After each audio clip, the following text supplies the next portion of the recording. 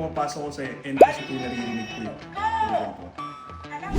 Guys, check natin itong mga bagong dating sa atin ng mga items. Mga Code Geass items to. Share ko lang guys, favorite ko yung Code Geass na anime. Until now, pinapanood ko pa rin siya. Gawa sila ng Bandai. Ayan. Napanood namin ng kuya ko to dati. Sa TV5 pa siya, Tagalog dub pa.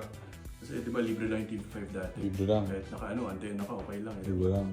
So yun, check natin to lahat. Ito, kay Lord Guilford to na robot. Nightmare Frame Tristan, Royal Guard. Sutherland Air, Nightmare Frame Sutherland, Nightmare Frame Sutherland ulit, purest version. Ganda ng robot na daw. Box set pala to. Ito yung kay Todo. Yung Nightmare Frame ni Jeremiah.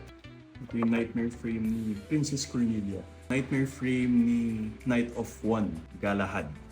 Yung Geass ng Knight of One ay nakaka-predict ng movement ng kalaban niya. So, ayan. Yan. Percival. Ito yung sa Chinese. Nightmare Frame ni Todo. DVD pa. DVD pa. Sealed na DVD. Oo. Oo, ito si Guren. Nightmare Frame Guren. Nightmare Frame. So guys, may naligaw tayo isang Mazinger Z. Pero siyang alarm clock. So ito yung box niya. Medyo luma na. Ayan. Ganda mo na. Try natin lagyan ng battery kung gumagana ba. Oh. Dalawang battery pa lang nalalagay ko.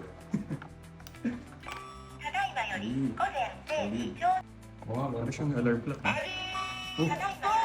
ayos. Solid. Dari tulog ka, no? Gising ka talaga na ito. Kasing ka talaga yan.